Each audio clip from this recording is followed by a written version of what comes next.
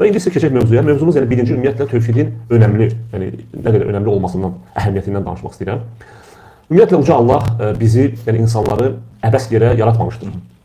Necə ki Uca Allah özü demək Quran-ı Kərimdə Müminun surəsində 115-ci ayəsində buyurur ki: "Əfəhəsibtum ennəmə xalaqnakum abəsən və ennekum ileynə la turcaun."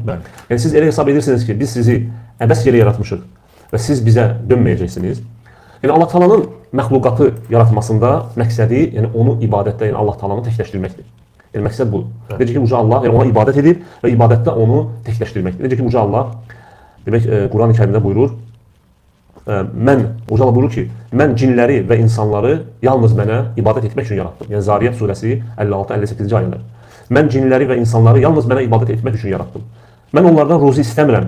Mən onlardan məni yedirtmələrini də istəmirəm. Həqiqətən Allah ruzi verəndir, qüvvət sahibidir, mətindir. Yəni, bu ayə eşən qarşı göstərir ki, ibadət yalnız Allaha olmalıdır. Yəni Allah Taala bizə əmr edirsə mənə ibadət et, deməli daşa, ağaca, pirə, qəbrə ibadət etmək olmaz. Bəli, əlbəttə.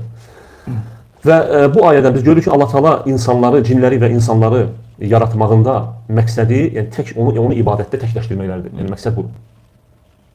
Və ona görə təfsir alimləri bu ayənin təfsirlərində qeyd edirlər ki, mən cinləri və insanları yalnız mənə ibadət etmək üçün, yəni ibadətdə məni təkləşdirmək üçün yaratmışam. Bəli.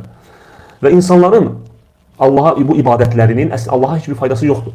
Yəni Allah Taala insanlara ona görə yaratmayıb ki, məxluqatın sayı çox ehtiyacı var. Bəli, və onlara möhtacdır, onların ibadətlərə möhtacdır. Xeyr. İnsanlar Allaha, tək Allaha ibadət etməklə bunun faydası, yəni insanların özünə qayıdır. Bəli, və tək Allaha ibadət etmək insanın dünya və axirət xoşbəxtliyinə nail olmasına səbəb verir. Ancaq bununla dünya və axirət nemətinə, xoşbəxtliyinə nail olmaq olar.